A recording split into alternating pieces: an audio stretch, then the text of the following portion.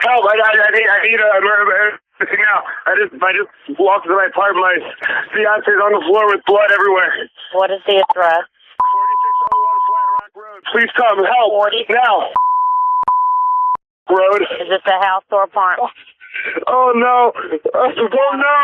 It's an apartment. What apartment number? Please hurry, please. Bleeding from? I don't know. I can't tell. No. So you have to calm yourself down in order to get you some help. I'm sorry. Yeah, I don't know. I'm looking at her right now. I can't see anything. There's nothing broken. She's bleeding. Ellie! You don't know where she's bleeding from? Ellie! Blood's coming from? I think her head. I think she hit her head. I think. Blood's everywhere.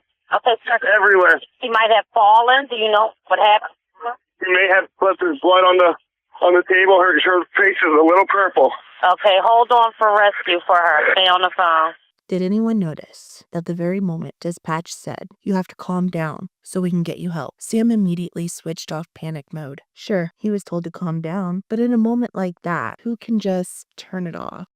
Hello, and welcome back to the channel. I'm Trixie Lane, and if you're new here, I cover true crime stories that deserve a better look. My background is in investigations and legal research. I've worked homicide cases under contract and spent time as a paralegal, so I'm very familiar with the laws, rights, and process behind what happens after tragedy strikes. Research isn't just something I do, it's something I love. On this channel, I've covered things from the Gypsy Rose Blanchard case to local corruption within law enforcement and corruption within elected officials, and even a few unconventional cases like cybercrimes, disguised as trolling. Because in my opinion, harm is harm, no matter where it happens. If deep dives, case analysis, and genuine investigative discussion are your thing, you're in the right place. Make sure to like, subscribe, and share your thoughts in the comments. I read and respond to as many as I can, and I take viewer requests seriously.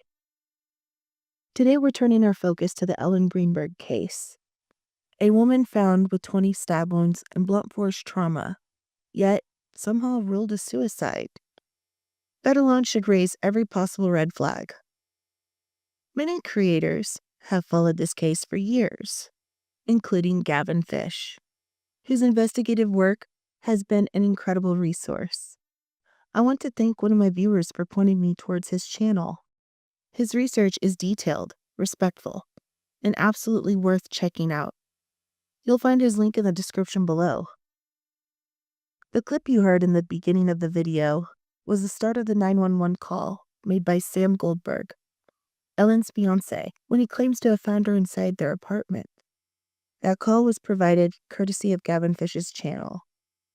In this video, I'll be breaking down that 911 call, sharing my professional analysis, and looking closely at the inconsistencies in this case.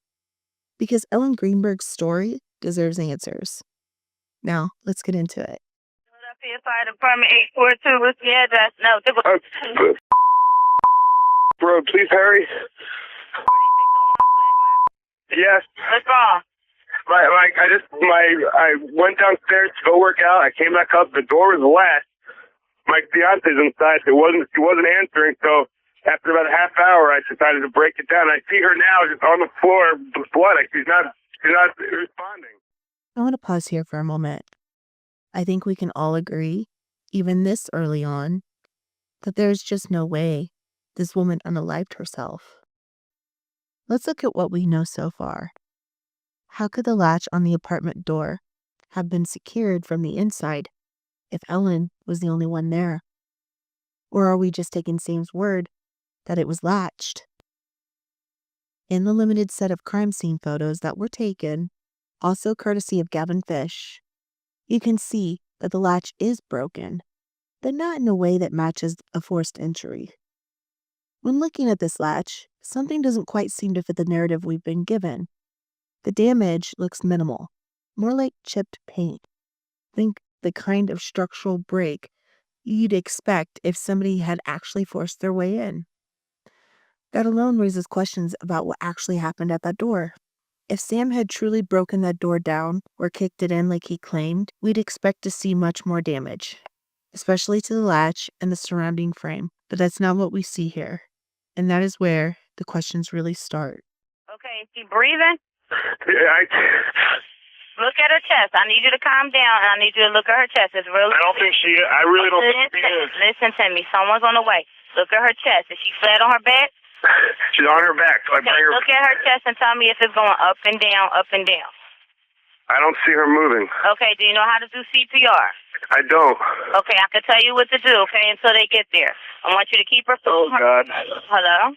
Yeah, hi, okay. Willing to do CPR with me over the phone until they get there? I have to, right?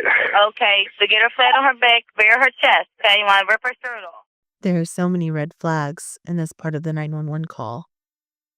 Just to be thorough, I looked into whether Sam had any background that might have required CPR training, and I came up completely empty. If anyone out there, even Ellen's parents, can confirm or deny this, it would really clear that up. But I can't help finding it strange. A grown man who doesn't know how to do CPR, and more importantly, doesn't even seem willing to try. Then he says he can't rip her shirt off because of a zipper? That sounds like an odd excuse. Almost like he's searching for reasons not to touch her at all. And then comes the attitude that's honestly shocking. When dispatch is trying to convince him to start CPR, he suddenly says, "Oh, hey, hi." The tone isn't one of panic, confusion, or grief.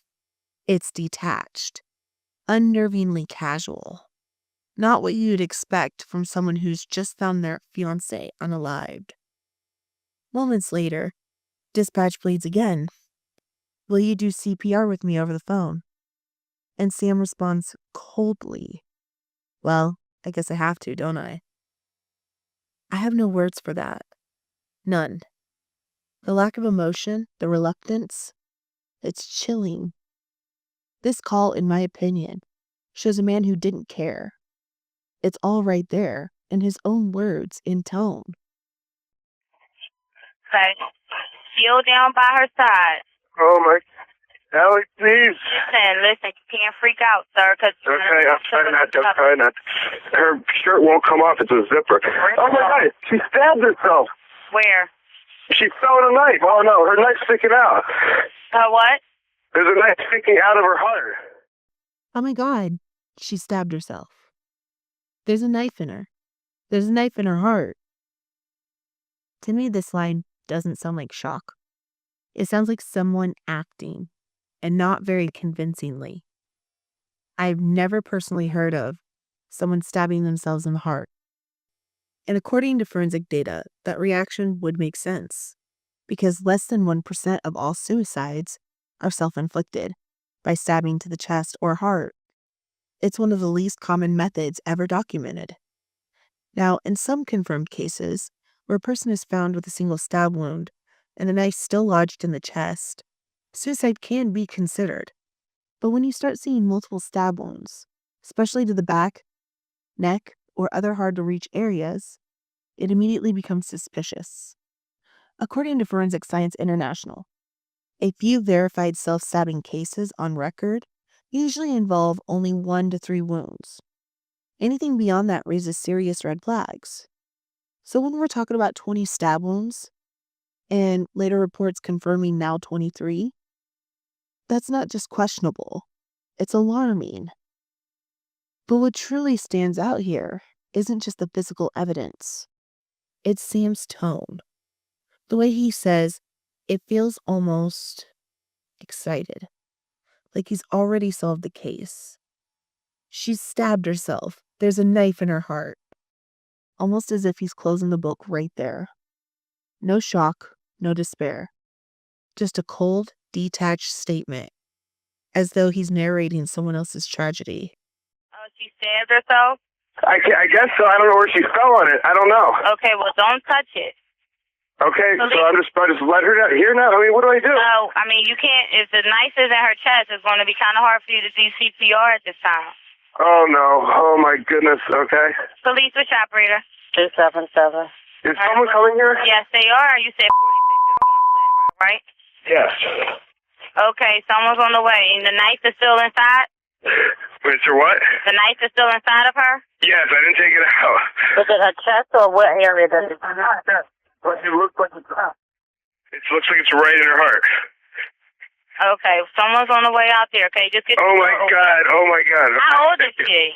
She's 27. 27, and there's no sign of life at all. No, please don't be. What? Then turn to her arm and tell me if she responds to pain. She's Ellie. She's not. Her arm and her hands are still warm. I don't know what that means, but there's blood everywhere. I know, but you can't, and the knife is still inside of her. How far? Can you see how far it went in? It looks pretty deep. Okay. It looks and it's a long knife. Don't touch anything. Yeah, don't touch anything. Okay. I'm not touching anything. I can't believe this. So wait, it was just you there with her? We're the only ones here.